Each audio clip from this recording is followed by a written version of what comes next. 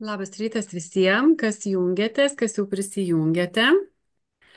9 valanda bus, kiek čia dar matau, 1 minutė, 8:59 rodo mano kompiuteris. Tai dar 1 minutę lukterim ir pradedam toj pat kalbėtis labai svarbia, aktualia tema. Labai prašysiu visų užsitildinti mikrofonus, kad kartais eigoje nebūtų kažkokių tai trukdžių. Ir į skambučius irgi dabar neatsakau. Taip, tai dalinuosi ekranu.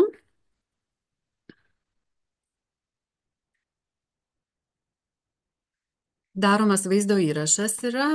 Vaizdo įrašas daromas tuo tikslu, kad vėliau mūsų YouTube kanale yra dalinamasi šio vaizdo įrašu šiais mokymais. Todėl tiesiog informuoju visus apie tai. Dabar taip, ar mano ekranas matomas, ar viskas tvarkoja, ar girdimės, galim pradėti, ar ne? Tai kiekvieną pirmąjį mėnesio trečiadienį nuo pernai metų vasaros UAB Žinius apskaitos įmonė organizuoja nemokamus verslo pusryčius mūsų klientam, mūsų verslam. Ir žinoma, tie verslo pusryčiai yra tokie laisvi, laisvo apsilankimo, tai juose gali lankytis ir kiti verslai, buhalteriai, jeigu domisi irgi temomis, apie kurias mes kalbame. Tai šiandieną mes susitinkame labai svarbia tema - smulkusis verslas ir PVM-as, kasgi keičiasi nuo gegužės 1 dienos.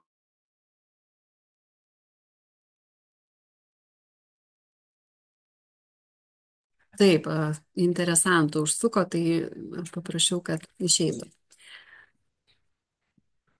Kas manęs nepažįsta, tai trumpai prisistatysiu. Esu Rūta Usaitė Donelienė, esu UAB Žinius ir MB Žiniaus mokymai įkūrėja, vadovė, pati esu visą gyvenimą finansininkė, buhalterė profesionalė, LBA narė, lektorė ir verslo mentorė inovacijų agentūroje bei Klaipėdos kultūros fabrike. Galite mane sutikti. Vedu tenai gyvus mokymus, konsultuoju, mentoriauju. Žinius įmonė teikia apskaitos paslaugas, galime taip pat atlikti finansinę rodiklio analizę, padėti susidaryti biudžetą, konsultuojame dėl valdymo apskaitos, rodiklių, KPI parinkimo, atliekame finansinį verslo modeliavimą, kas populiaru prieš pradedant verslą, prieš pradedant rimtesnius projektus, teikiame GPS paslaugas ir turime finansų mokymus vadovams, video formatu, kartais jie vyksta ir gyvai, ir reikia sekti mūsų paskyras, mūsų naujienas, jeigu yra aktualios kažkurios iš šių paslaugų. Taip, apie ką šiandieną kalbėsime?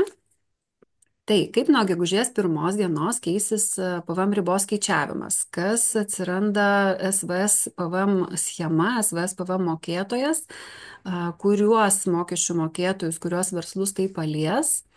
Dabar ta smulkioji PVM schema galės būti taikoma Lietuvoje, galės būti taikoma Europoje ir tai yra ne tas pats, tai yra dvi skirtingos direktorijos PVM požiūrių, skirtingi PVM kodai, prievolės dėl registracijos, prievolės dėl PVM sąskaitų faktūrų išrašymo, ISAFų teikimo, PVM deklaravimo, mokėjimo, galimos klaidos, mišraus PVM atsiradimo momentai ir iš tiesų labai labai šitoj temoje yra dabar viskas nauja, daug apie ką kalbėti.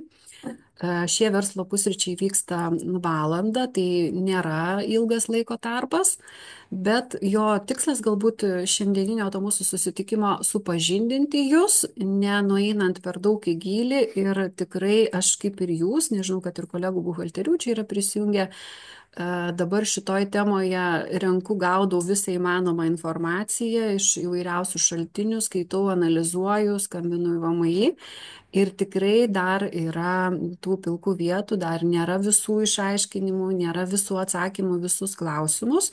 Tai šiandieną irgi nebus turbūt taip, kad jūs gautumėte visus atsakymus į visus klausimus. Ir tas klausimus jūsų kilusius paliksime pabaigai.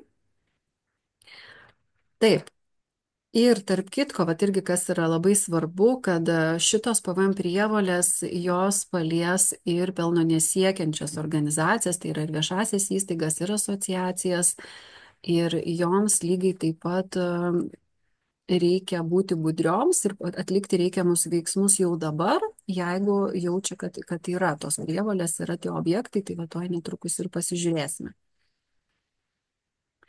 Taigi, kam aktualūs tie pridėtinės vertės mokesčio įstatymo pokyčiai? Tai yra visiems ne PVM mokėtojams, apmokestinamiesiems asmenims, tiek įmonėms, tiek gyventojams, kurių apyvarta nesiekia 45 tūkstančių. Tai reiškia, kad išsiplečiant ar ne, aktualūs šitie pokyčiai yra ir verslo liudijimams, ir individualiai veiklai pagal pažymą, kuri anksčiau net gal nekreipdavo dėmesio į kažkokius tai PVM dalykus, į mažosiam bendrijom, UABam, visom verslo formom, kaip jau sakiau, ir viešosiom įstaigom, ir asociacijom, be išimčių. Apskritai PVM įstatymas kaip įstatymas, jisai nėra neskirstomas pagal kažkokias tai verslo formas, ar ne? Tai jeigu jau yra kažkokios PVM įstatymo nuostatos, tai jos greičiausiai yra aktualios tiek įmonėms, juridiniams asmenims, tiek ir fiziniams asmenims, smulkiems labai verslininkams. Kam dar? Tai yra PVM mokėtojams, vidutiniams bei stambioms Lietuvos įmonėms, kurių verslo partneriai yra smulkiojo verslo schema taikantis asmenys. Tai reiškia, jeigu mes galbūt, kaip buhalterinės įmonės, labiau atstovaujame klientus, kurios jau yra įmonės, jau yra registruoti PVM mokėtojai ir vykdo sandorius su tais naujai besiregistruojančiais į SVS schemą, reikia irgi ruoštis ir žinoti ir suprasti, kokios tos prievolės, kokie pavojai, kokios rizikos kyla tose jūsų galbūt iki šiol taikytose PVM schemose. Ir čia dar intarpas, kas yra tas apmokestinamuosius asmuo, tai iš tiesų bet kas vykdo veiklą, ekonominę veiklą, tęstinę veiklą, gauna pinigus už kažkokius tai sandorius, kas yra tęstinė veikla, tai 2-3 verslo sandoriai tos pačios rūšies jau yra veikla ekonominė. Tai netgi jeigu jūs nieko nesate įregistravęs ar ne, bet vykdote kažkokią tai gal nekilnojamo turto sandorių, turite kažkiek tai per metus, jau esate apmokestinamasis asmuo. Riba, registracija, išsiregistravimas. Tai iki šiol buvo taip, kad 45 tūkstančių eurų riba, ji kaip ir buvo, taip ir liko ateičiai. Bet mes ją skaičiuodavome už 12 slenkančių kalendorinių mėnesių. Vat kas galbūt čia esat iš mūsų klientų, prisimenat, pernai irgi turėjom tokį pratimą, kad mėnesis baigėsi ir pasižiūrim, ar neviršita riba, ypač tie, kurie jau ant ribos važiuoja, ar ne, ten jau 40-42, skaičiuodavom slenkančius mėnesius, traukdavom iš programos registrus. Dabar tų slenkančių mėnesių mes nebeskaičiuosime, nes nuo gegužės 1 45 tūkstančių eurų riba skaičiuojama už pilnus kalendorinius metus. Tai yra, tampa svarbus kalendoriniai metai. 24 metai gaunasi kaip atskaitos taškas. Jeigu 24 metais jūsų verslo subjektas viršijo 45 tūkstančius eurų pajamų ir pajamos tai yra ne tas, kas lieka pajamos minus sąnaudos, čia sakau visiems tiem, kas esat galbūt individualios veiklos arba verslo liudijimai pasijungia, bet pajamos tai yra bruto pajamos, tos, kas įkrenta jums į banko sąskaitą, neatskaičius jokių jūsų išlaidų. Ir jeigu tais 24-aisiais viršijote, vadinasi 25-aisiais metais nuo gegužės mėnesio, tai jau šį mėnesį reikalinga užsiregistruoti PVM mokėtojais, kreiptis dėl PVM registracijos, nežiūrint to, kad galbūt 25 metais pas jūs tos pajamos krenta, gal tos veiklos planuojate vykdyti mažiau, ar apskritai pas jūs verslė yra kažkoks sezoniškumas. Kam anksčiau būdavo patogu tie slenkantis mėnesiai, tai tiem pas ką svyravimai būdavo dideli ir reikšmingi ir galėdavo būti arba nebūti ten tų pardavimų, ar net ten vasara pakyla, žiema nukrenta arba atvirkščiai. Ir niekada nežinai, ar būsi viršijęs ar nebūsi. Tai dabar Nebėra to slenkančio ir yra fiksuotai žiūrima per 24 metus. Arba vertiname einamuosius metus. Tai yra 24 metais gal neviršijot, bet 25 jau turime 4 metų mėnesius praėjusius ir gegužę ir turime pasitikrinti vėlgi, ar nesame ar arti ribos arba neviršėjame 45 tūkstančių eurų. Vertinama 2 metus iš eilės. Tai iš tiesų skaidrėse neįdėjau dėl išregistravimo niuansų, bet išsiregistruoti iš PVM mokėtojų irgi dabar bus sunkiau. Tai yra, bus žiūrima, jeigu jūs dabar galvojate, kad šiaip tai pernai dar viršijote 45 tūkstančius, bet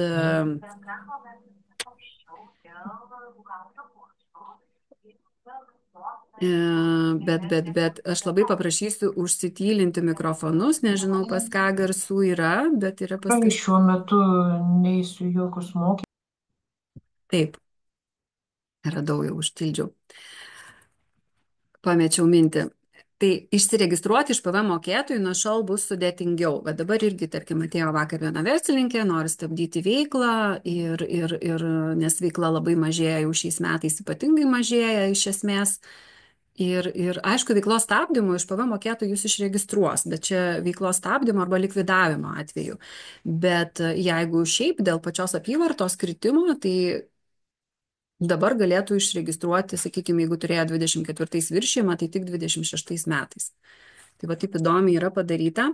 Tiesa, ką reikėtų paminėti, kad visada, kai įsigalioja kažkokie naujovės, pakeitimai, kas galbūt esate vyresni ir prisimenate, kad ir apskritai tas ES atvirkštinis PVM kažkada atsirado ir irgi buvo naujas dalykas, tai išaiškinimai, VMI traktavimas tam tikrų situacijų, jisai gali ir keistis. Tai tarkim, šiandien aš ruoždama medžiagą pasižiūrėjau, kaip buvo vakar ar ne, kokie buvo nuostatos surašytos VMI tinklapyje skaičiau, bet tai nereiškia, kad tai galios rytoj, pavyzdžiui.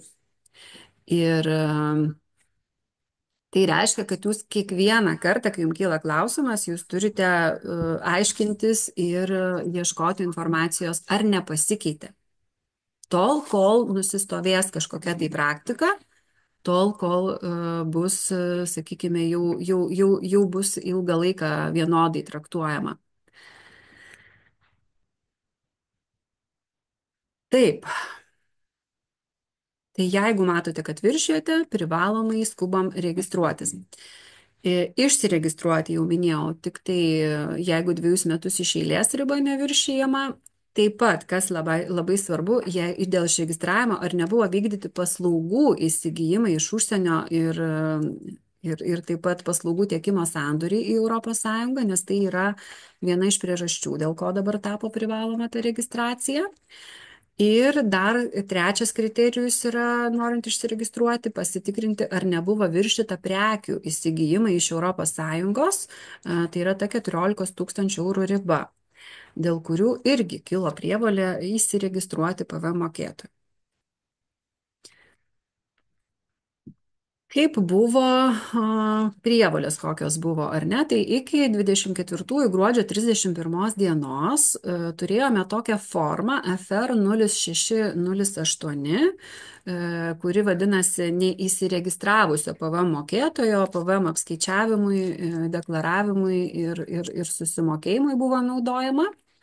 Ja teikdavom tada, kada prireikdavo, ar ne, FR 608, kai viršijom arba kai turėdavom tą patį ES PVM, tai iš tos formos 25 metais nebelieka. Ir dar koks irgi skirtumas būdavo, kad mes su ta FR 0608 forma galėdavome kaip viršijom PVM ribą, pasitikėm deklaraciją, susimokėjom, bet paskui, pavyzdžiui, pas mus tie pardavimai krenta, vat, kaip aš sakiau, sezoniškumas, pavyzdžiui, jeigu yra, ar ne, ir tada vėl eilę mėnesių mes ir nesiregistruojam PVM mokėtojus ir PVM nemokam, kol vėl neviršijam. O dabar gaunasi, kad nebelieka tokio dalyko ir jau vieną kartą viršijus atsiranda prievolė įsiregistruoti ir susimokėti PVM nuo viršijančio sandorio ir taip pat atsiranda deklaravimo prievolė, jau kita deklaracija, apie ją kalbėsiu šiek tiek vėliau. kokia tai deklaracija ir kaip teikiama. Taip, tai ką daryti viršijus, nedelsiant registruotis PVM mokėtoju. Dar kol kas galima pateikti FR 608 už mėnesį, kuri buvo viršytas PVM. Ir nuo to viršijančio sandorio susimokėti PVM. Dabar gegužės mėnuo, įsivaizduokit, jis yra pereinamasis mėnuo, ar ne? Nes mes dabar už balandį dar žiūrime. Tuo tarpu birželio mėnesį, kai baigsis gegužė, jau žiūrėsime visiškai pagal naują, kaip buvo už gegužę. Kokios pajamos įeina į 45 tūkstančių eurų ribos skaičiavimą? Čia tiesiog priminimui, kad neįeina PVM neapmokestinami atvejai numatyti įstatymę nuo 20 iki 40 straipsnio, tai ten mokymai, sveikatos paslaugos, visa šita viešosioms įstaigoms būdinga veikla dažniausiai. Pajamos už ilgalaikio turto, kuris buvo naudotas asmens ekonominėje veikloje tiekimą, tai yra jeigu parduodame savo pačių naudotą ilgalaikį turtą, tai nesitraukia iš tos ribos skaičiavimą, neįeina gauti avansai, tai būdavo ir anksčiau, ir neįeina pajamos už nekilnojamo turto pardavimą arba finansinių paslaugų teikimą, kai šie sandoriai yra atsitiktinio pobūdžio, tai yra nebūdinga jums veikla ir paprastai jūs tokių sandorių neturite. Tai tik tai tiek, kad labai atsargiai su tokiais momentais, kai sako įprastinė veikla, ar ne, nes vienas sandoris per metus tai galbūt ir bus atsitiktinis, bet jeigu 2-3 tokie nekilnojamo turto sandoriai per metus, tai jau būtų traktuojama kaip ekonominės veiklos vykdymas.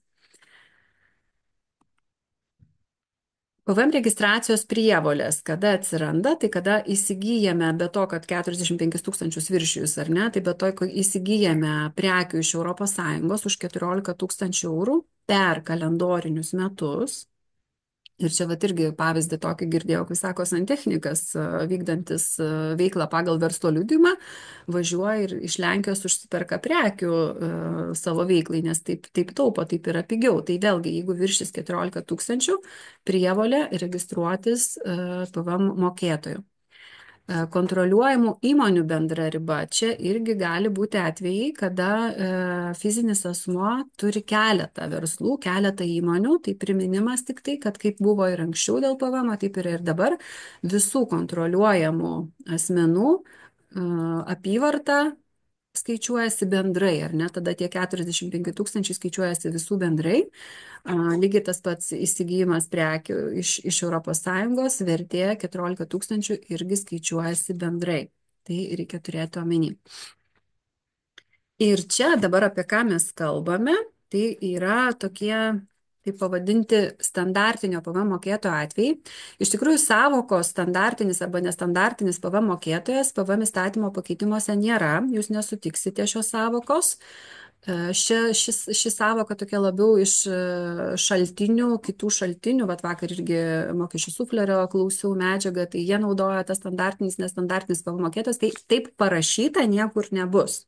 tą noriu akcentuoti, bet pačią savoką galbūt dabar irgi skolinuosi iš kolegų tam, kad padaryti tokį atskyrimą. Kaip dar kitaip galėtumėm pavadinti, tai įprastas PVM mokėtojas, tas, kuris gyveno taip, kaip buvo iki šiol, ir naujasis PVM mokėtojas, SVS sistemo PVM mokėtojas, kuris atsiranda nuo gegužės 1, ar ne, tai vat standartinis, nestandartinis PVM mokėtojas. Ir dabar apie tą naująjį PVM mokėtoją, kurio iki šiol mes neturėjome, tokį netikrą PVM mokėtoją, VMI jį vadina netikras PVM mokėtojas, kada gali atsirasti prievolės. Tai paslaugų įsigijimas iš visų užsienio valstybių ir nesvarbu, ar jūsų tas tiekėjas yra ES įmonėje registruotas, ES registruota įmonė, ar tai yra Amerikoje registruota įmonė, iš esmės iš bet kur įsigijus paslaugų. Čia yra tiesiog keli pavyzdžiai sudėti, bet tikrai ne visi. Etsy, Voltai, Boltai, Meta, Google Adsai, gali būti Bookingas, gali būti Airbnb ar ne, sąskaita faktūra už komisinius. jau jums yra indikacija, kad jūs esate turite prievolę dėl PVM registracijos, dėl to tokio nestandartinio PVM atveju ir jau jums reikia tada susižiūrėti, kągi dabar daryti, kas čia dabar keičiasi. Tai jeigu įsigijamos paslaugos iš užsienio apmokestinamųjų asmenų, tai buvo ir anksčiau pagal PVMI 95 straipsnio antrą dalį privaloma skaičiuoti ir mokėti PVM čia Lietuvoje, bet anksčiau gal koks skirtumas, kad mes žiūrėdom labai paprastai, jeigu, pavyzdžiui, tas pats Zoomas išrašydamas mums sąskaitą, mus traktuoja kaip neapmokestinamąjį asmenį ir apmokestindavo PVM savo paslaugą, mes matydom, kad yra suveityta sąskaita faktūra su PVM, tai tokiu atveju nekreipdom į ją dėmesio ir jokio atvirkštinio PVM neskaičiuodom, tos prievolės nebūdavo.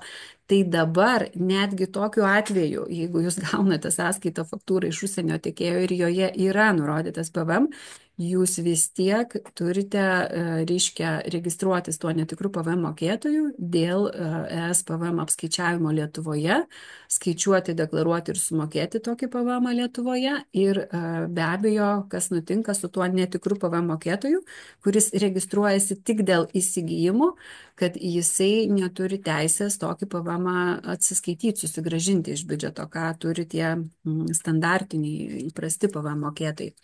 Tai, o jeigu jūsų sąskaitose, pavyzdžiui, netgi ir nurodyta būna nulinis PVM, VAT reverse charges, arba gali būti nurodyti trikampės ES priekybos atvejai, kas ta trikampė priekyba labai trumpai, tai dažniausiai jinai gali būti, pavyzdžiui,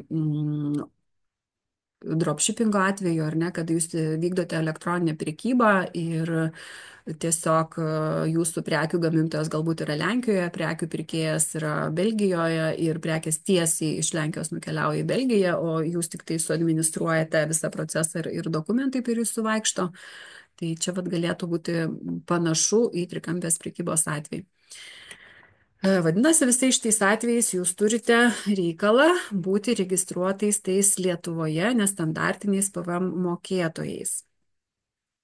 Kitas atvejis, kada vykdote paslaugų teikimą į kitas ES valstybės nares, bet čia jau ES. Jeigu įsigijimas yra iš viso užsienio ir ES ir visos kitos šalis, tai paslaugų teikimas čia jau eina kalba apie ES valstybės nares. Nebent išimtis yra atvejai, kai paslaugos tose valstybėse nėra apmokestinamos PVM, bet čia vėlgi vadinasi referuoja į ką, kad net ir būnant labai mažų solo verslininkų, turint kažkokiu tai paslaugų atveju teikiamų į užsienį, jūs turite žinoti dar ir tos valstybės PVM nuostatas, kada ką jinai mokestina, ta valstybė kiekviena lokaliai pas save, o ko jinai nemokestina. Tai yra sudėtingų reikalų.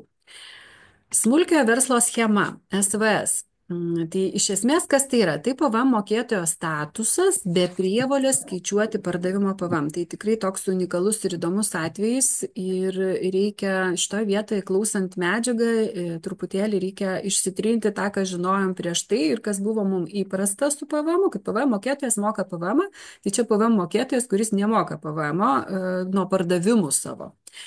Skirtas šitas statusas, šita schema yra skirta mažoms įmonėms ir individualiai veikiantiems fiziniams asmenims, tam, kad jiems palengvinti PVM įstatymų laikymasi tarptautiniuose sandoriuose.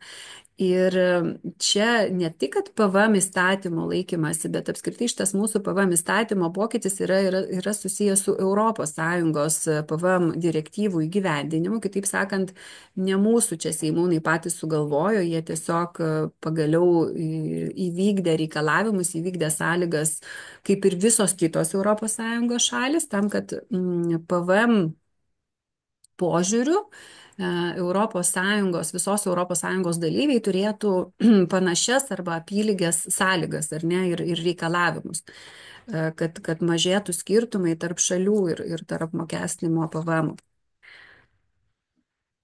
E, Gali taikyti, čia dabar šita schema nėra privaloma, reikia šitą irgi akcentuoti, kad gali taikyti tie, kuri turi prievolę registruotis PVM mokėtojais dėl paslaugų iš užsienio pirkimo, apie ką jau kalbėjom, arba paslaugų teikimo į Europos Sąjungą, kada kada neviršyje tų 45 tūkstančių eurų per metus. Ar ne, teikia paslaugas į ES, bet yra pakankamai nedideli, neviršyje 45 tūkstančių eurų per metus. Tai tokia tarpinė forma iš esmės tarp visiško neapmokestinimo, kaip dabar va, turėjom verslų dalį, kurie turi tik tai savo kažkokią tai, nu, vat, verslo liūdimą, ar ne, ten su mokesčiais viskas labai paprasta. Nori išsimti verslo liūdimą, susimoki iš karto į priekį mokesčių inspekcijai, susimoki sodrai ir dirbi ir tada jau ten labai smarkiai nekreipi dėmesį, kas ten toliau ir kaip. Tai dabar gaunasi, kad visiems atsiranda vat, tos prievolės pasižiūrėti, ar nereikia būti šitoj schemoje. Tai vienas dalykas, ar nereikia, galbūt naudinga, gali būti šitoj schemoje, to nagrinėsim, kokiais atvejais naudinga. Ir nu, teigiama yra, kad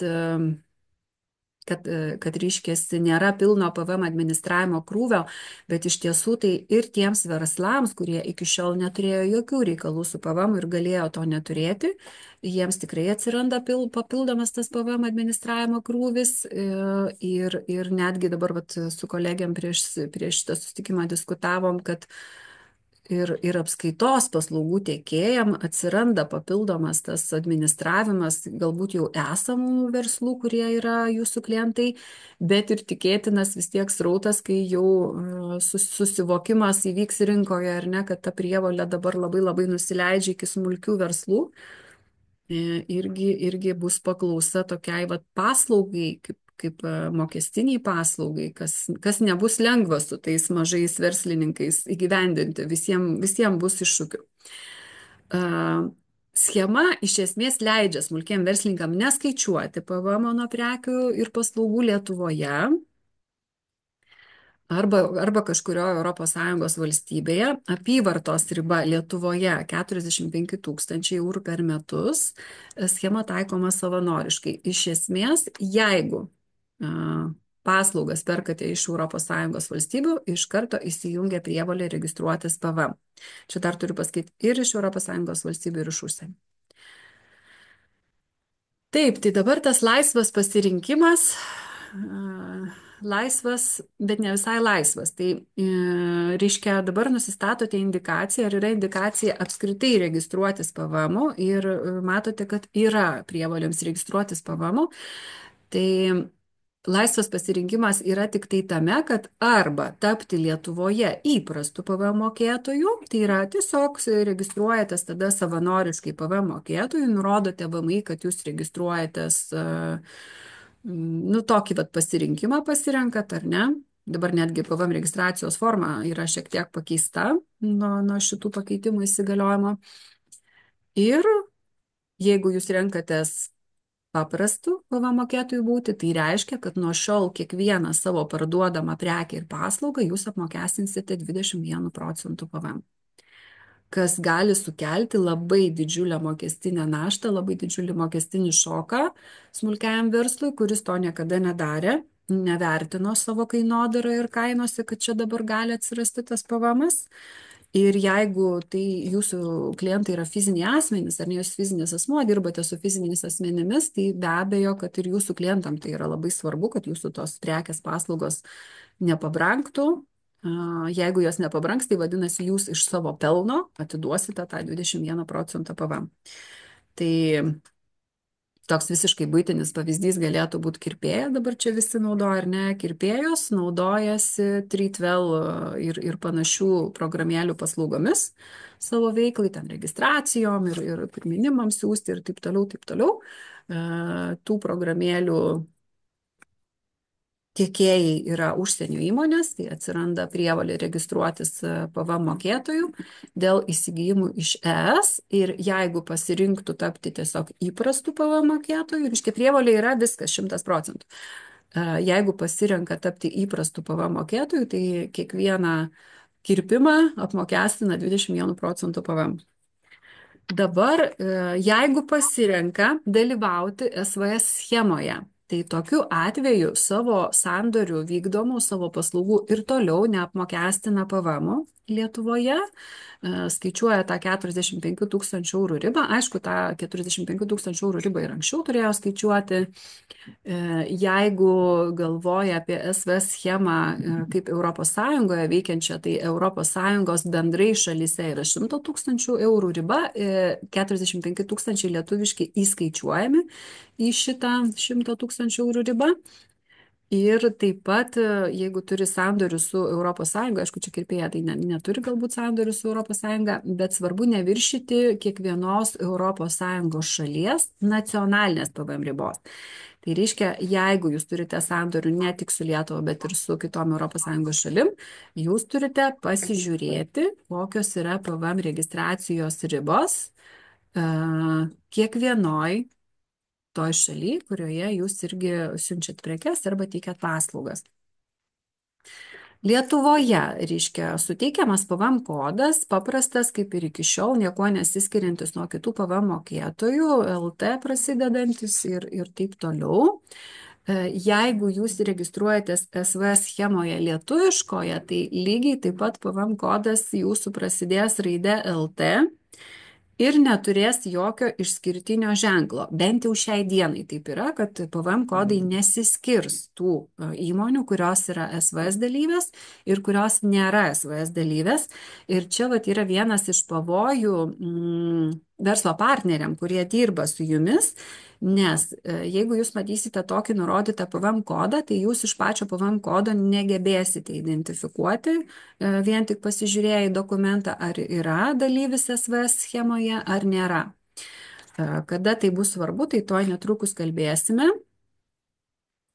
Tiesa, VMI kol kas šiuo metu rekomenduoja tiesiog pasitikrinti, jeigu kyla klausimas, tiesiog pasitikrinti mokesčių mokėtoją jų svetainėje, bendroje toje tikrinimo sistemoje, kur galima pagal įmonės kodą, pagal PVM kodą pasitikrinti ir ten bus parašyta, ar yra dalyvis, ar nėra dalyvis. Tik tais apie kokį momentą dabar pagalvojau, kad kai mes turime pereinamąjį laikotarpį, o galim laikyti, kad 25 metai apskritai bus turbūt tas pereinamasis laikotarpis, tai reikia suprasti, kad šiandien įmonė nėra dalyvis, bet rytoj jinai gali būti dalyvis. Ar ne? Tai yra, mes dabar nežinom, kas ir koks kiekis tų mūsų verslo partnerių suskubs registruotis toje sistemoje.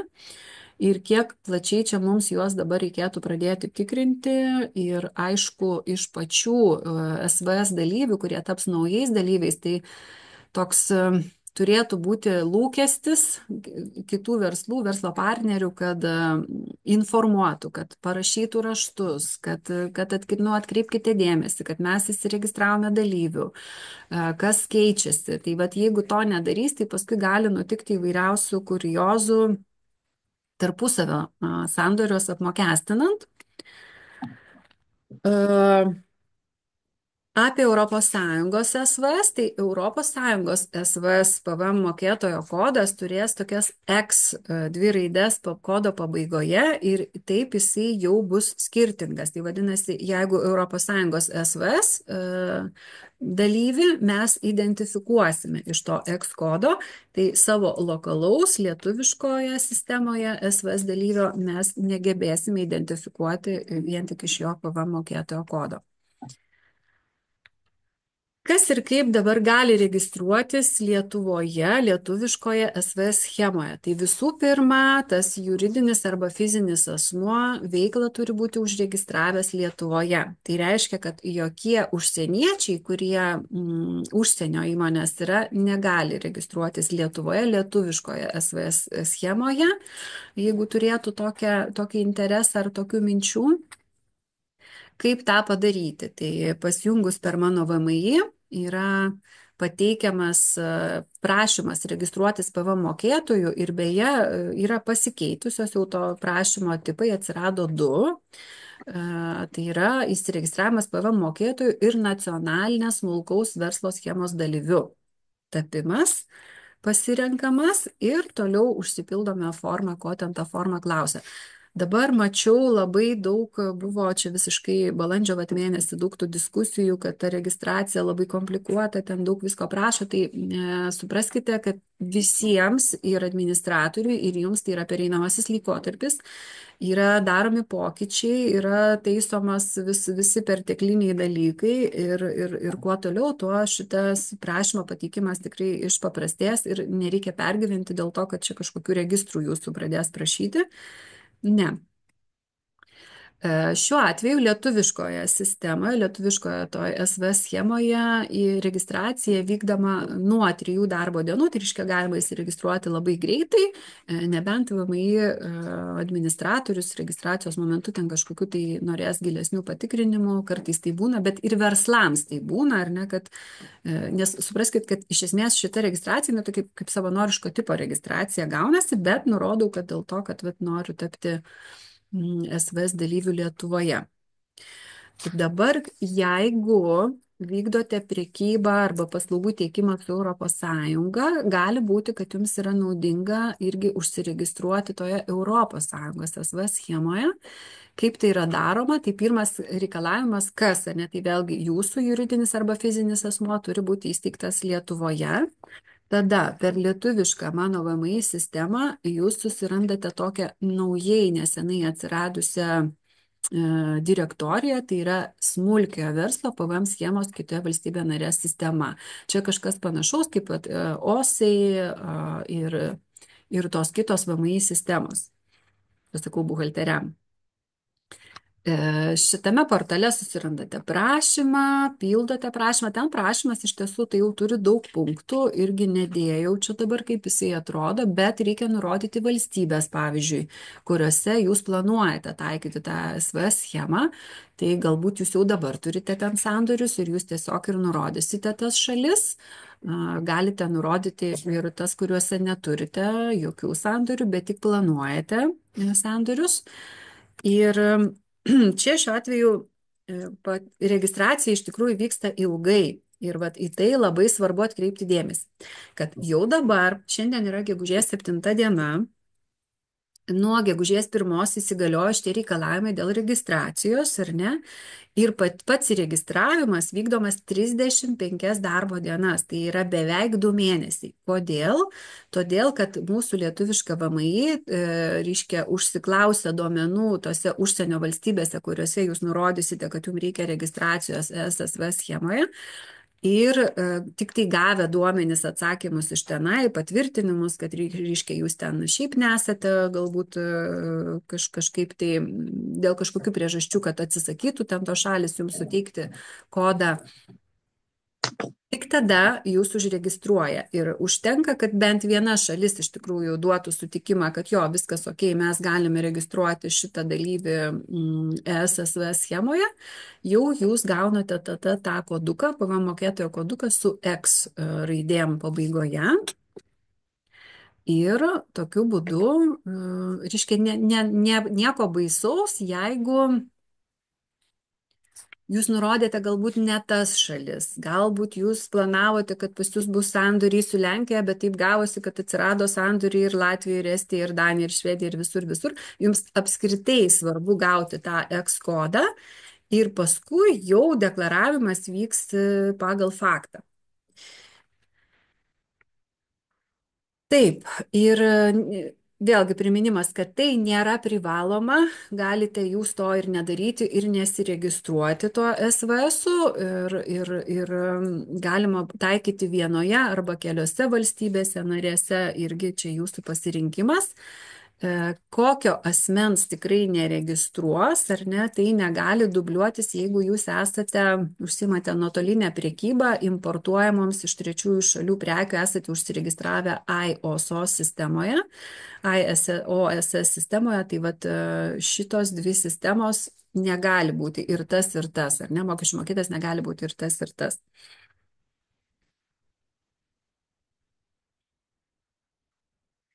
Dabar smulkiojo verslo schemos SVS dalyvis nemoka PVM, todėl jisai neturi teisės į pirktų prekių ir paslaugų PVM atskaitą. Ir, nu ir va čia tada gaunasi, atrodo, ar ne, nes dabar, kai registruodavosi įmonės, tai jie žiūrėdavo, aha, nu tai aš užsiregistruosiu, tai galėsiu susigražinti, čia mokėtinas, čia gražintinas, reiškia, atsiranda tas PVM skaičiavimas, skirtumo nuolatinis. Tai dabar tie netikri PVM mokėtojai arba tie nestandartiniai PVM mokėtojai, kaip juos pavadino kiti konsultantai ar ne, jie tuom ir nestandartiniai, kad jie PVM mokės, pavyzdžiui, nuo paslaugų įsigytų iš užsienio valstybių, bet neturės teisės atskaityti PVM jokių pirktų prekių, jokių pirktų paslaugų Lietuvoje, lietuviškų PVM neatskaito. Kodėl? Nes savo paslaugų ir prekių nemokestina PVM, ar ne? Tai čia iš tiesų PVM įstatymą bendrai paėmus, tai tas principas visada būdavo. Jeigu tu nemokestini, jeigu tu netaikai PVM arba taikai kažkam tai nulį, tai tu dažnai negali ir atskaita pasinaudoti, nu, išskyrus, kai yra eksporto atvejai arba prekyba su ES. Tada jie turės skaičiuoti tą PVM pagal 95 straipsnį nuo užsienio tiekėjų įsigytų paslaugų ir negalės taikyti 96 straipsnio lengvatų, pavyzdžiui, įsigijant mobiliuosius telefonus ar kompiuterinę techniką, taip pat statybų PVM, 96 straipsnis, jis ten irgi turi visą sąrašą, visą eilę dalykų, kada verslai, standartiniai, įprastiniai PVM mokėtojai taikydavo tarpusavėje tą palengvintą PVM schemą, tai šitie smulkieji dalyviai negalės taikyti šitų irgi lengvatų. Ir va čia yra pavojus tiem, kas išrašo sąskaitas su tuo 96 straipsniu, kas prekiauja tais kompiuteriais ar telefonais ar visais kitais atvejais, nes reiškia, jie turės pasitikrinti, su kuo jie turi reikalą, ar jūsų pirkėjas yra tas SVS dalyvis ar nėra, ir kaip jam teisingai išrašyti sąskaitą, faktūrą. Ir PVM mokėtojo kodo turėjimas, tai kad jis turi PVM mokėtojo kodą, čia gali jūs paklaidinti. Tai yra pats savaime PVM mokėtojo kodo turėjimas nuo šiol Lietuvoje jau nebereiškia, kad šitas PVM mokėtojas turi teisę į normalią PVM, normalią, atsiprašau čia už tą žodį, bet iki šiol galiojusią tą PVM visas schemas. Smulkio verslo dalyvio PVM sąskaita faktūra. Tai dabar sako, kad PVM mokėtojas taikantis SVS Lietuvoje turės išrašyti PVM sąskaitas faktūras. Ir va čia žiūrėkite, atsiranda jau žodis PVM, jau dar vienas klaidinimas atsiranda sąskaita, PVM sąskaita faktūra. Dalyvis turi PVM kodą, tačiau savo toje išrašomoje PVM sąskaitoje faktūroje neturi nurodyti jam suteikto PVM kodo. Tai reiškia, išrašo PVM sąskaitą faktūrą, bet nenurodo savo PVM kodo, nenurodo PVM tarifo ir neišskiria, nenurodo jokios PVM sumos. Tai jeigu jūs ir dabar rašote sąskaitas faktūras, nesate PVM mokėtojai, po to, kai jūs užsiregistruotumėte SVS schemoje, reiškia jau jūsų sąskaitos faktūros pavadinimas pasikeistų ir daugiau nepasikeistų niekas. Neatsiranda jūsų papildomas rekvizitas. Ir yra tokia rekomendacija, vat irgi vakar mokesčių sufleris išsakė savo rekomendacijas, kad tose išrašomose sąskaitose faktūrose nurodyti, kad jūs esate SVS Lietuvoje schemos dalyvis. Tokia kaip papildoma prierašą dėti. Tai nėra privaloma, bet iš tiesų gali palengvinti tiems asmenims, kurie gauna jūsų sąskaitos faktūras, identifikuoti, sutrumpinti tą jūsų patikrinimo identifikavimo kelią. Tai būtų gražu, sakykime, ar ne, iš jūsų pusės patiems užsirašyti. Kas užkliuvo, kad vakar irgi, ką klausiau informaciją, mokesčių sufleris labai akcentavo apie tai, kad toks PVM sąskaitos faktūros išrašymas, kaip dabar yra nustatyti reikalavimai tiem SVS dalyviam, netitinka PVMI 80 straipsnio, kuris ir nustato PVM sąskaitų faktūrų rekvizitus reikalavimu. Tai irgi dar įdedu nuorodą, beje skaidrės, aš jums irgi persiųsiu po šito mūsų susijungimo, susitikimo ir video nuorodą gausite, tie, kas nespėjote pasižiūrėsite, tai galėsite būtinai įeikite į tuos pirminius šaltinius, kurie yra paskutinėje skaidrėje ir nurodyti, pagal ką šitą medžiagą rengiau, nes tie šaltiniai yra gyvi. atsinaujina, ten daugėja visokių išaiškinimų ir komentarų, daugėja klausimų. Tai aš manau, kad šita vieta, šitas neatitikimas, jisai irgi yra tik laiko klausimas, kaip jisai bus iškomentuotas ir kaip jisai bus nustatytas finale. Tai neakcentuočiausi dabar dėmesio į tai, kad netitinka PVMI 80 straipsnio reikalavimo. Jo, jau paminėjau, kad rekomenduojama papildomai nurodyti savo PVM sąskaitose faktūrose, kad taikoma SVS PVM LT schema. Ir pasitikrinti galima, kol kas nėra atskiro kažkokio tikrinimo nuorodos. Šita nuoroda pasitikrinti mokesčių mokėtojus yra bendra, kuri galioja ir iki šiol, kurioje mes tikrinam visus, galim verslo liudijimus pasitikrinti, galim pasitikrinti individualias veiklas pagal pažymą, turėdami jų kodus, įmonės pasitikrinti, paramos gavėjus tenai tikriname, ar ne, tai yra ta pati nuoroda VMI inspekcijos. Dabar, kur yra pavojus suklysti ir šitą klaidą jauni, nauji verslai, kurie nebuvo iki tol įpratę išrašinėti sąskaitų faktūrų ir nelabai turi galbūt supratimą, įsigilinimą apie tą PVM įstatymą apskritai, tai šitą klaidą apskritai dažnai darydavo iki šiol, bet kodėl dabar šita klaida tampa labai pavojinga. Tai jeigu PVM mokėtojas pasirinko taikyti SVS Lietuvoje ir išrašė kitam savo klientui PVM sąskaitą faktūrą už prekes arba paslaugas ir išskyrė joje mokėtiną PVM, tai buvo toks klausimas užduotas, ar pirkėjas turi teisę pirkimo PVM traukti PVM atskaitą. Ir dabar pažiūrėkite, koks yra VMI išaiškinimas ir atsakymas, kad jeigu tas SVS dalyvis netyčia išrašė PVM sąskaito faktūrą ir išskyrė joje tą PVM, tai toksai SVS dalyvis nebetenka teisės taikyti SVS Lietuvoje ir turi pateikti prašymą tapti įprastu PVM mokėtoju. Įsivaizduojat? Tai mes kaip buhalteriai tokių klaidų prisižiūrime, nežinau, mažiausiai 1-2 per mėnesį turbūt, bet čia tik todėl, kad mūsų įmonė galbūt nelabai specializuojasi su ypatingai smulkiais verslais dirbantis, ar ne? Aš tikiu, kad prisižiūrite ir daugiau, kur liepiam pataisyti sąskaitas, kur sakoma, kodėl tu išrašai su PVM, tu juk nesi PVM mokėtojas ir tada atsakymas iš verslininko būna, tai manęs klientas taip paprašė, pasakė, kad nori gauti PVM sąskaitą faktūrą su PVM ir jie labai smarkiai nepasikonsultavę, neįsigilinę, paima ir tiesiog parašo tą, ką prašo klientas. Tai va tokia klaida jums gali kainuoti panaikinimą šito statuso.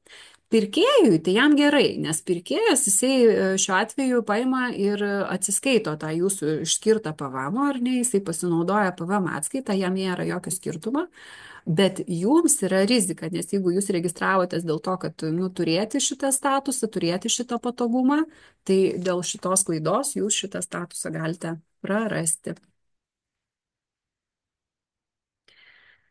Ir tokiu atveju, jeigu išskyrėte ar ne, tai PVM sąskaitoje faktūroje išskirtas PVM turi būti sumokėtas į valstybės biudžetą, o pirkėjas turi teisę į pirkimo PVM atskaitą bendra PVM įstatymė numatyta tvarkute. Tai va čia yra didžiulis pavojus, nes tikrai šitą klaidą daro. Dabar kodėl gavėjams svarbu pasitikrinti, ar klientas dalyvauja SVS schemoje, pavyzdžiui, Lietuvoje. Tai žinote, buhalteriai žino, kad nekilnojamojo turto verslo atvejais, nekilnojamo turto nuomos atvejais PVM mokėtojai turi teisę pasirinkti, taikyti arba netaikyti PVM savo nuomos sandoriams. Ir tas pasirinkimas dažnai priklauso irgi nuo to, ar tavo klientas yra PVM mokėtojas, ar tavo klientas nėra PVM mokėtojas. Netgi būna taip ir pasirenka, kad PVM mokėtojams taiko PVM, ne PVM mokėtojams netaiko PVM ir tokiu būdu gyvena nuomos verslai su PVM, su mišriu PVM. Bet šiuo atveju, jeigu jūsų nuomininkas yra SVS Lietuvoje dalyvis, tai pasirinkimo nebelieka, o tiesiog privaloma nuomoti be PVM. Todėl nuomotojas turi įsitikinti nuomininko PVM statusu.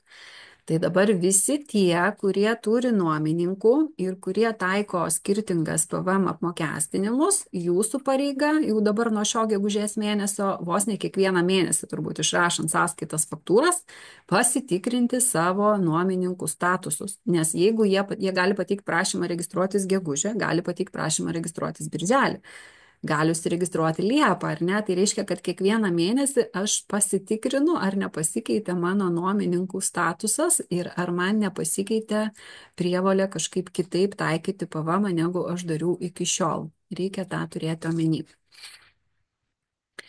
Elektroninių parduotuvių atvejai, kada, pavyzdžiui, prekiaujama yra telefonais, kompiuterinė technika ir yra taikomas tas 96 straipsnis. Tai kaip būdavo iki šiol, kad jeigu aš perku telefoną ar kompiuterį internetu, nurodau savo įmonės rekvizitus, tai ir PVM kodą nurodau, ar ne, nes ten yra toks burbuliukas būna, PVM kodas, reikia jį nurodyti.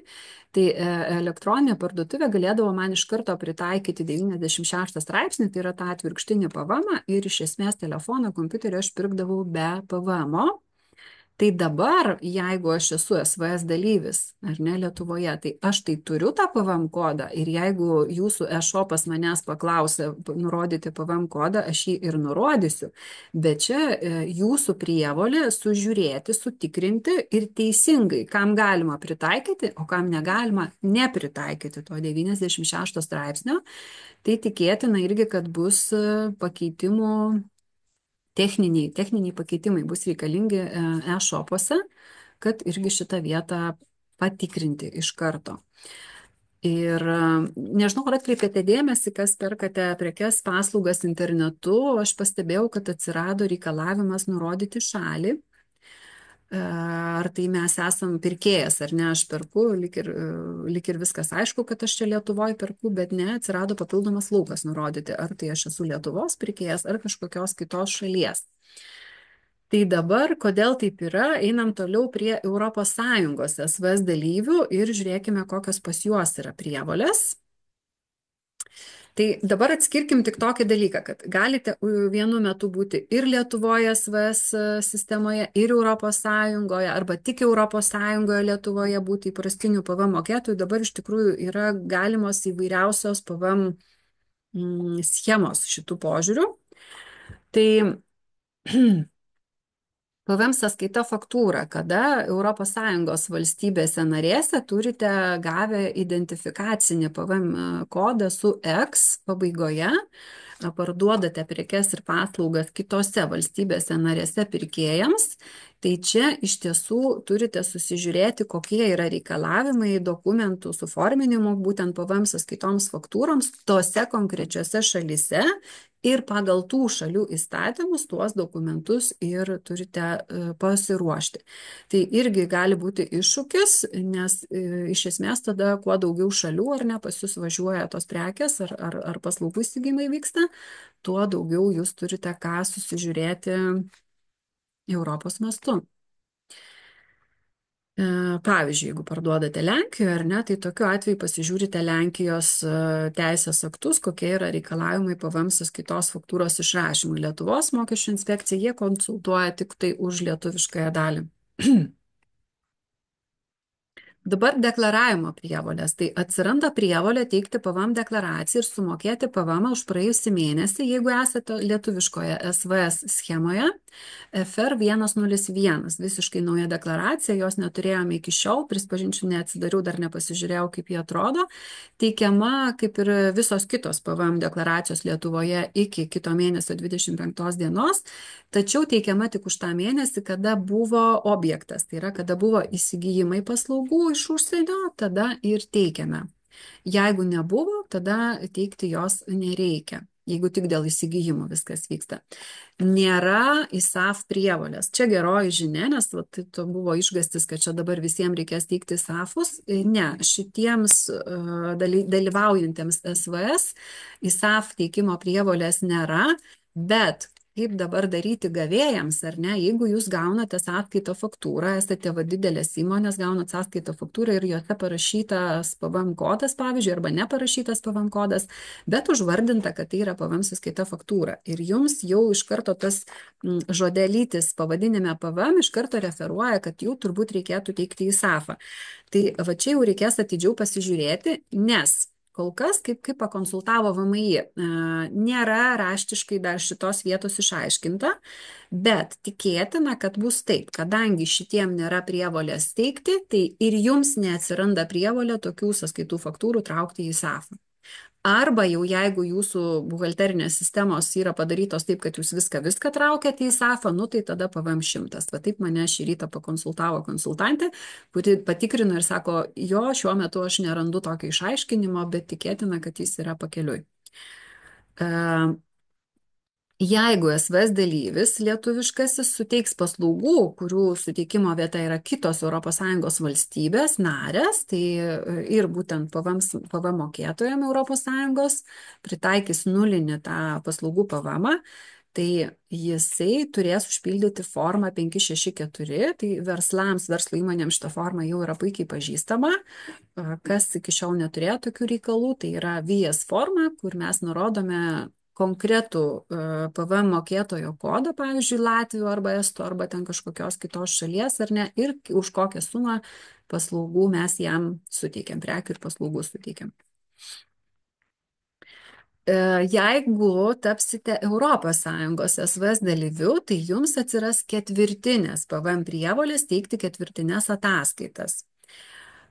Bus teikiama už praėjusį ketvirtį ir kas labai čia svarbu, kad reikės nurodyti kiekvienoje ES valstybėje narėje per šį laikotarpį patiektų prekių ir suteiktų paslaugų apmokestinamą vertę eurais. Tai reiškia, kad buhalterinės programos šiuo atveju, jeigu jūs, pavyzdžiui, vedate elektroninių parduotuvių kažkokią apskaitą ar ne, ir iki šiol dar nebuvote to pasidarę, jūs turite pasidaryti galimybę lengvai susiskaičiuoti pagal valstybės narės, pagal kiekvieną valstybę narę, kiek tų prekių paslaugų buvo suteikta. Dėl ko, atsimenat, sakiau, e-shopai dabar pasikeitė ir atsirado privalomas burbuliukas nurodyti valstybę, tai irgi gali būti susijęs su šitų reikalavimu, nes net jeigu jūs ir nesiregistruojate dabar SVS, šiandien dar pagalvosite, ar ne, dar jums gal neverta, bet sekti šitas ribas pagal kiekvieną narę, jūs vis tiek turite, nes atsimenat, ten buvo kiekvienos valstybės PVM ribą reikia sekti ir paskui dar pakalbėsim tuoj apie OS sistemą. Irgi reikia siekti 10 000 eurų ribą. Taip, dabar ketvirtinės ataskaitos. Tai teikiamos pasibaigus ketvirčiui, iki kito mėnesio paskutinės dienos. Tai dabar, pavyzdžiui, antrasis ketvirtis baigsis birželį. Jeigu jūs gegužę būsit pasidavę registracijai ir gausite į registravimą iki birželio pabaigos, tai vadinasi, jau jūsų pirmasis atskaitinis laikotarpis ir bus tas antrasis ketvirtis. Jeigu tos 35 dienos užtruks ilgiau ir jūs įregistruos gal tik tai Liepą, tai vadinasi, jūsų pirmasis ketvirtis bus Liepa, rugpjūtis, rugsėjis. Bet čia irgi labai svarbus momentas, dar nedėjau į medžiagą, kadangi tai labai jau išsiplėstų šitą temą, bet jeigu jūsų registracija užtruks, tai dar bus svarbus etapas nuo prašymo pateikimo iki registravimo dienos. Duomenys jūs irgi turite jau turėti pasiruošę, nes juos, kiek atsimenu, irgi reikės deklaruoti nuo prašymo pateikimo iki įregistravimo, kas įvyko. Tai turėkite omeny, pildoma eurais, jeigu prekiaujate kažkokiom kitokiom užsienio valiutom, irgi viskas turės vykti pagal buhalterinį kursą, konvertavimas į eurus. Dabar smulkiojo verslo schemos dalyvis gali vienu metu dalyvauti ir SVS ES schemoje ir taip pat būti OSE. Šitos dvi sistemos yra suderinamos, viena kitai neprieštarauja, one stop shopas ar ne, bet Bet irgi dar su kolegom diskutavom, bet šita vieta man iki galo nėra aiški, nes taip išeitų, kad logika būtų tokia, kad galiu būti ir vienoje, ir kitoje sistemoje, bet vis tik tai turėsiu pasirinkti, jeigu siunčiu prekes į, pavyzdžiui, Vokietiją ar ne, tai ar aš jas siunčiu kaip SVS sistemoje, ar kaip OS sistemoje, nes apmokestinimas tada iš esmės skiriasi. One Stop Shopas, jie moka kiekvienos šalies PVM toje šalyje, o SVS jisai yra apie pasirinkimą tai, kad netaikyti PVM visai, nes atitinka kriterijus, pavyzdžiui, apyvartos yra nedidelės. VMI tinklapyje rašoma, kad apskritai būtų aktualu taikyti SVS ES kitoje narėje, tik tuo atveju, jeigu viršijate 10 000 eurų ribą tokiems savo pardavimams, nes tik tada prekių tiekimo vieta apskritai laikoma kita valstybė narė. Taip pat yra niuansų, į kuriuos reikia gilintis. Tai gali būti taip, kad jūsų lietuviška įmonė yra Lietuvoje normali PVM mokėtoja, viršyje 45 000, bet jinai tiekimams į kitas ES narės užsiregistruoja SVS ES, tuo X žymeniu. Ar negali būti ir tokia kombinacija? Ir dabar pavojus, ne pavojus, bet tiesiog reikia žinoti, kad atsiranda šitoj vietoje irgi gali atsirasti mišrus PVM, nes tai daliai, kurią jūs pardavinėsite be PVM, kurią siūsite kaip SVS, ar ne, jūs negalėsite taikyti pirkimo PVM. Ir jeigu va čia yra žaislų prekybinės įmonės pavyzdys aprašytas, kada perka žaislus, pavyzdžiui, Lietuvoje, o parduoda dalį žaislų Lietuvoje, dalį pagal SVS sistemą ES, tai vadinasi įsijungia mišraus PVM atskaitos skaičiavimas pagal formulę. Šita formulė nėra nauja, jinai tokia kaip ir buvo, tokia ir yra. Tiesiog šiuo atveju irgi gali atsirasti mišrumas. Taip pat atkreipiame jūsų dėmesį dar ir į tai. Tai dabar viešosios įstaigos ir kitos pelno nesiekiančios organizacijos nuo gegužės 1. Tai kontrolinis klausimas, nes šitie tai anksčiau nekreipdavo dėmesio tikrai į jokius tokius mokestinius pakeitimus, nes, taigi ne jiems, ar ne? Tai dabar kontrolinis klausimas, ką turėtų atsakyti savo kiekviena pelno nesiekianti įstaiga, ar yra vykdoma apmokestinamoji veikla. Ir čia labai dažnai sakys atsakymas ne, bet labai dėmesio. Jeigu tokia pelno nesiekianti organizacija šiaip nevykdo komercinės veiklos, bet galbūt turi nekilnojamą turtą, patalpas ir subnuomoja kažkokį tai kambarėlį ar ne, ar kažkokį tai ofisiuką suteikia verslam. Galbūt išnuomoja plotą reklamai savo patalpose, išrašo vieną kitą sąskaitą per metus. Galbūt, mes tai turime eilę tokių klientų, kurie tiesiog vieną kitą sandorį per metus padaro tokį kaip komercinio pobūdžio už atlygį. Ir jau tokio vieno kito sandorio padarimas per metus už atlygį ir referuoja į tai, kad yra vykdoma apmokestinamoji veikla. Tai reiškia, kad jeigu atsakymas taip, tai vadinasi atsiranda visos PVM prievolės, kas čia šiandien kalbėta, tai visa tai liečia ir jūs, kaip išvardinta ankstesnėse skaidrėse ir ypatingai dėl įsigijimų iš užsienio, ką visai neretai tos pelno nesiekiančios įstaigos turi. Ar tai būna pačios narystėse kažkokiose tai užsienio, ar tai kažkokią tai reklamą susimoka vieną kitą eurą tam pačiam Facebookui ir atsiranda prievolė registruotis tuo netikru PVM mokėtoju. Jeigu atsakymas ne, tikrai nevykdo, nėra jokio ten nei vieno komercinio euro, tai tada nieko naujo, jokių prievolių jums neatsiranda. Tai ką dabar daryti, reziumė toksai visiems tiem, kurie klauso. Tai paklauskite savęs, ar jau dabar jūs esate registruotas PVM mokėtojų Lietuvoje šiuo metu. Ir jeigu taip, tai galima nieko ir nedaryti, tiesiog gyventi toliau kaip ir gyvenote, bet galima įsivertinti, galbūt jums būtų naudinga tapti SVS dalyviu, pavyzdžiui, dėl ES prekybos, ar ne, pasiskaičiuoti tiesiog su savo buhalteriais, su savo konsultuojančiais asmenimis, su ta pačia mokesčių inspekcija irgi rekomenduojame pasikonsultuoti, jau geriau 10 kartų paklausti ir negu kad galvoti, kad čia ne man. Jeigu ne, Tai įsivertinti, ar šiuo metu, vat, pagal tai, ką dabar išgirdote, yra prievolė registruotis Lietuvoje SVS dalyvių. O kaip matėme, ta prievolė dabar nusileidžia iki labai labai labai smulkių verslų ir tikrai daug kam nebuvo, ta prievolė atsiranda. Tai tiek, ačiū už jūsų dėmesį, kviečiu konsultuotis individualiai. Jeigu turite klausimų, registruokitės elektroniniu paštu info@žinius.lt arba skambinkite savo buhalteriui, bet kokiu atveju mes konsultaciją statom į tam tikrą eilę, tai ne visada paskambinus telefonu, jūs čia dabar greitai ir be papildomo pasiruošimo pakonsultuos. Tai ačiū Jums. Turim 10 valandų ir 3 minutės. Aš iš savo pusės turinį baigiau. Jeigu jūs dar turit kažkokių tai klausimų, šiek tiek galime padiskutuoti, bet vėlgi šiai dienai mano statusas yra toks, kad konsultuoti dar labai sunku ir aš turbūt prašyčiau jūsų geriau siūsti klausimus raštu į čatą ar apskritai elektroniniu paštu ir į tuos klausimus galėtumėm atsakinėti vėliau papildomai persikonsultavę su mokesčių inspekcija.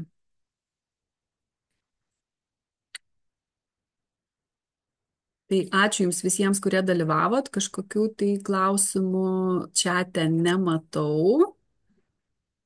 Ir ką? Ir tada sakau, iki susimatymo, Žinios verslo pusryčiai, kiekvieno mėnesio pirmasis trečiadienis jau mūsų rutininiai verslo pusryčiai, tai galite pasižymėti iš karto Birželio 4 dieną, matau, kalendoriuje bus. Ir tikėtina, kad turėsime svečią kažkokį, nes dažniausiai mes kviečiamės svečią lektorių pranešėją kažkokia tai aktualia tema. Buvo mūsų svečiuose kibernetinės rizikos svečias, buvo investavimo ekspertai, dalyvavo verslo kaučeriai, inventorizavimo ekspertai, tokie draudimo irgi paslaugų atstovai. Tai iš tiesų, vat, jeigu turite kažkokių tai rūpimų temų, klausimų, tai visada laukiame idėjų ir pasiūlymų, kokius svečius norėtumėte išgirsti ir kokius pranešimus norėtumėte išgirsti mūsų verslo pusryčiuose.